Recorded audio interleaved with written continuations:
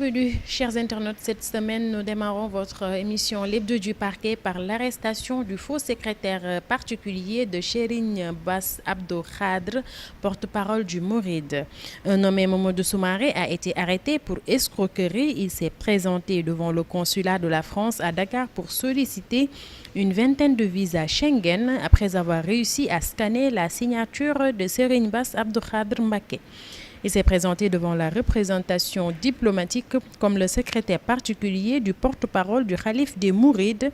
Après vérification, le consulat s'est rendu compte que Soumaré est un faussaire. Serigne Bass Abdou Khadre a été informé.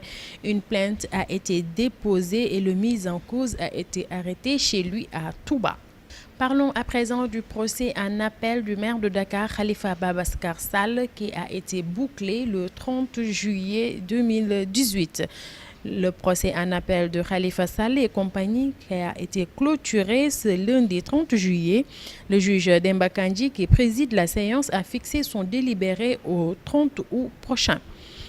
Avant cela, l'avocat général Lassana Diabé a demandé la confirmation des peines principales et complémentaires infligées au maire de Dakar et à ses co-inculpés, à savoir une condamnation de 5 ans de prison ferme et une amende de 5 millions de francs CFA. L'agent judiciaire de l'État, Antoine Diome, pour sa part, a réclamé la somme de 6 milliards 830 millions en guise de dommages et intérêts. À Touba, cette affaire a défrayé la chronique durant toute cette semaine. Un homme a battu jusqu'au sang son épouse pour une affaire de moustiquaire. Mamfama Gueye. Malgré la menace de ses parents qui se sont ligués pour la contraindre physiquement à ne pas porter plainte contre son bourreau de mari, la dame Ndeye Coumba Diop a finalement porté l'affaire devant la justice. Résultat, son mari est mis aux arrêts. Son avocat, qui s'est désolé du comportement des parents de la victime qui tenaient coûte que coûte à camoufler l'affaire, s'est toutefois réjoui de la prompte implication de la gendarmerie qui s'est chargée de la sécurité de la dame Ndeye Coumba Diop.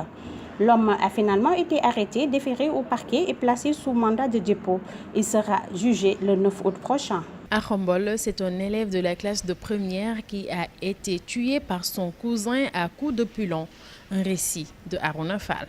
Entre Morchoun, 22 ans, et Iprambo, Petit Beau, âgé de 18 ans, élève en classe de première, les relations ont toujours été heurtées. Le premier n'avait de cesse de menacer le second, mais jusqu'ici, il n'y a rien de grave jusqu'au jour où Mort a asséné un coup de pilon mortel à Ipra, alors que ce dernier était dans les bras de Morphée. Dans la nuit du samedi au dimanche dernier, le nommé Morchou, dépeint comme un drogué notoire, partageait la même chambre avec Ipra, dit Petit Beau. Issus d'une même famille, leurs deux mamans sont de même père et de même mère, mais n'empêche, Morchou menace souvent Ipra. Ainsi, pour mettre à exécution son plan, Mort a attendu le retour du jeune élève qui était parti à Dakar. C'est ainsi qu'il a récupéré le pilon qu'il a gardé par-dessus vers lui. Aux environs de 3 heures du matin, il a attendu que son cousin soit allongé sur son lit, dormant profondément pour sortir le pilon et lui administrer un violent coup à la tête qu'il a complètement fracassé. Ipra est en effet mort sur le coup. Informés, les éléments de la brigade de gendarmerie ont appliqué d'art sur les lieux. Après constat, le corps a été acheminé à l'hôpital régional de Thiès, puis à Dakar pour les besoins de l'autopsie.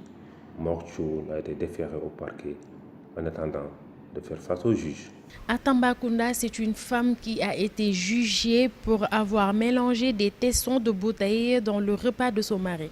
Un récit de Gagne Sérifal. Kumba Kamara devrait se réjouir de retrouver ses 2 enfants. Son mari l'avait accusé d'avoir voulu mettre fin à sa vie. Selon Koli Kanouté, sa femme aurait glissé des tessons de bouteilles dans son repas. Les faits remontent du 27 novembre dernier au village de Tenkoto. Comme à l'accoutumée, la dame âgée de 25 ans lui servait son repas après son retour au champ. Mais à peine a-t-il goûté le repas qu'il a senti des tessons de bouteilles. Une plainte s'en est suivie et la dame a été arrêtée.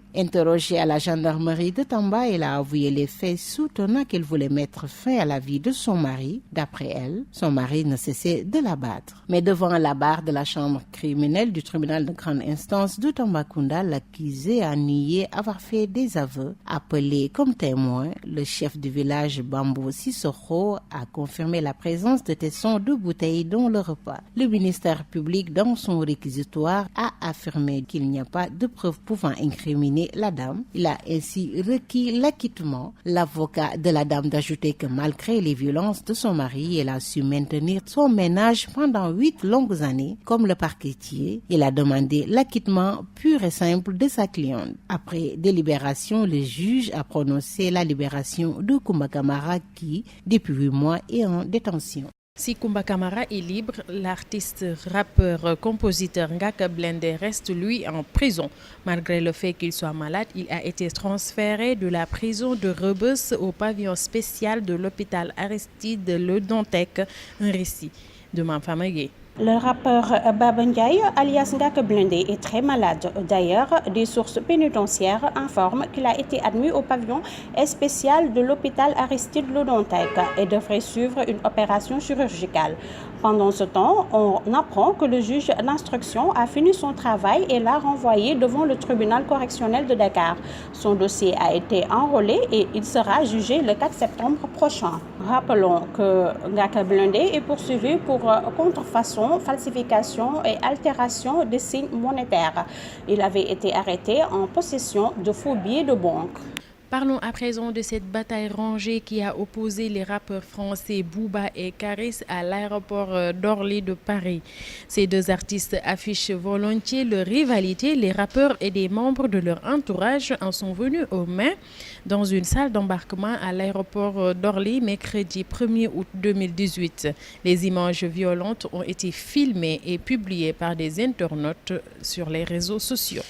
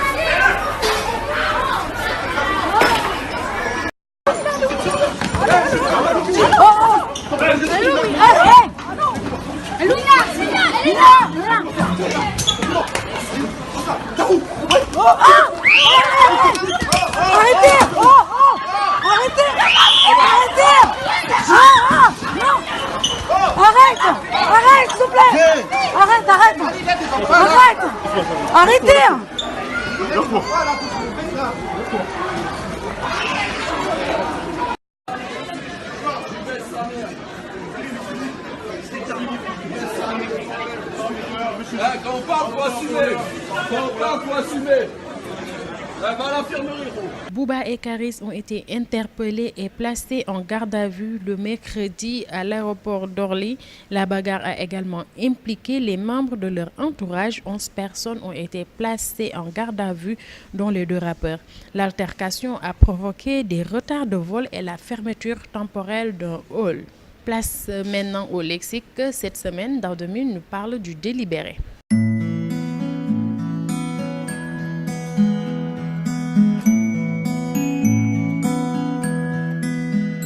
Le délibéré.